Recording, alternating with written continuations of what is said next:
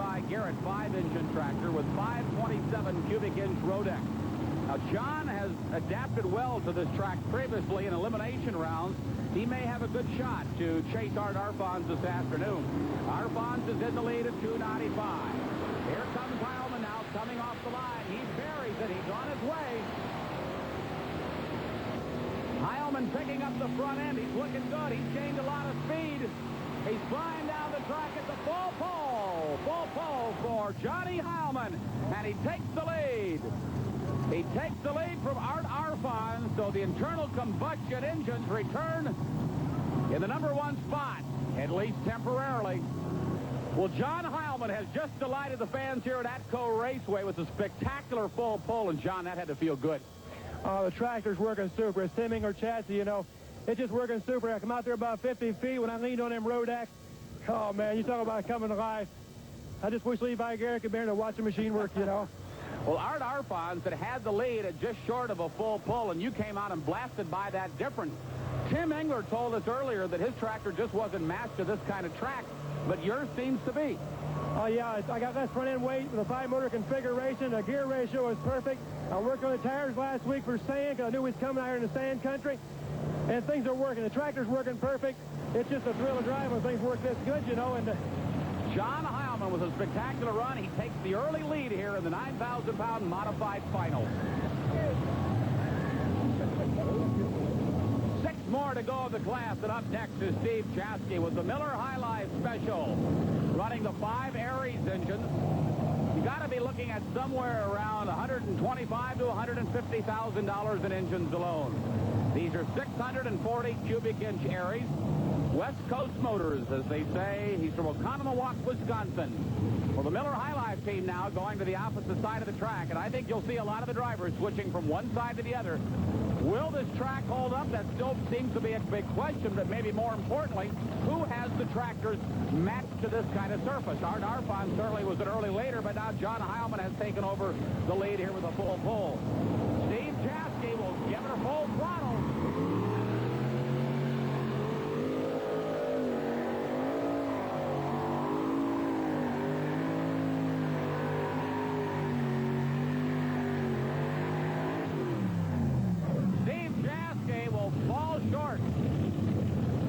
Going high on the front. Here again, the drivers are taking a chance, moving a lot of their weight to the rear to get traction on the rear tires. And in a 9,000-pound modified finals like this, with all the big money in the line, you take some chances.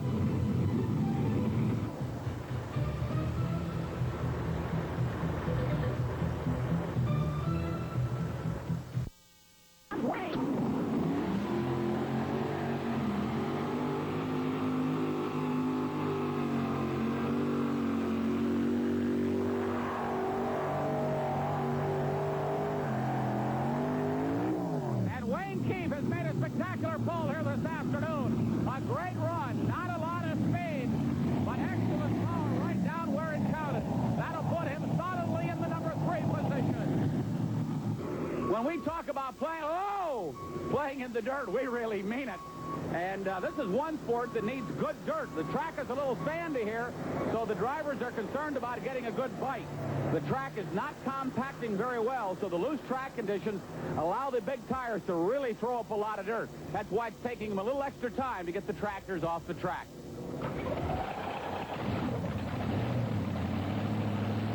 Here's the Sassey Massey, driven by Bill Patterson. Bill lives in Richfield Springs, New York. The Sassey is headquartered in Ware, New Hampshire, probably the #1 New England tractor, although Wayne Keefe has looked strong here this afternoon with Sutton Thunder.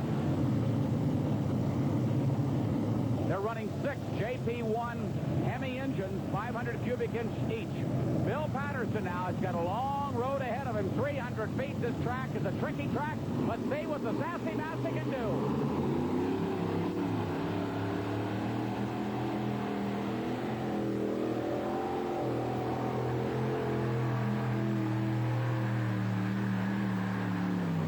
And the Sassey Massey has made a full pull here this afternoon in one whale of a job of driving. Sassey Massey of Bill Patterson has laid down a spectacular run. Starting on the right-hand side as they shut off the fuel here on these big JP1, all 6 of them, probably burning somewhere around 25 gallons of alcohol. What do you think now, as you get ready for the pull-off later on this afternoon, what you'll have to do differently than you did the first round? I think the big thing today is going to be patience. If you can walk it off the line, I mean, you're awful itchy to let this horsepower go, but if you let it go, you're going to dig yourself a hole. So I think patience is going to be a virtue today. I hope I've got that virtue. Okay, good luck. Thank you very much. Well, here comes Dave Banter. You'll remember it was Dave Banter early in the class as our #1 hook when he ran his brand new 7 Chevrolets. He made a pull of 266 and 2. So David Banter now gets a second chance this afternoon, of course, with their second tractor. He has a little more experience with this machine. He's run it a couple of years, and of course he is running with 1 less engine. Will the horsepower of the 6 Chevrolets match up to the track better than the horsepower of the 7 that he had early in the class? All right, back up to the sled. David Banter and Mr. Chevy. Here comes the 6 Chevrolet off the line. Bringing up that front end. He's on it. Here he comes.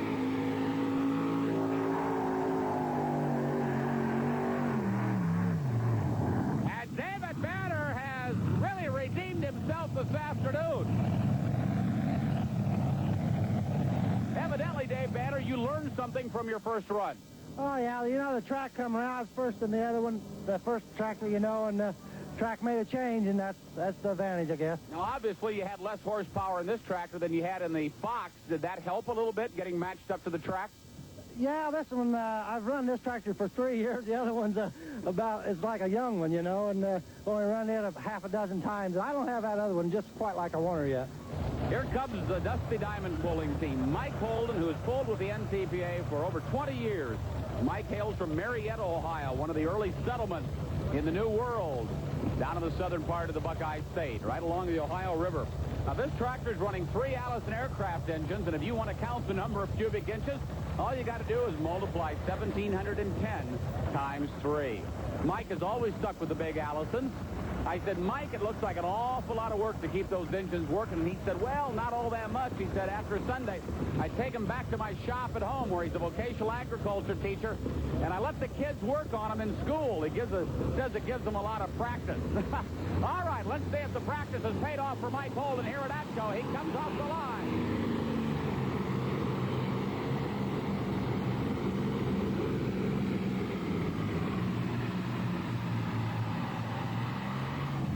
Mike Holden backs out of it. Mike, looks, or sounds like rather, might have lost an engine coming down the track. Well, Ted here is tangling with some pretty heavy horsepower, but don't be surprised if these 3 Rodex come to life and put him right down the track in fine fashion. The right matchup of horsepower to this sandy track has proven to be the ideal conditions today.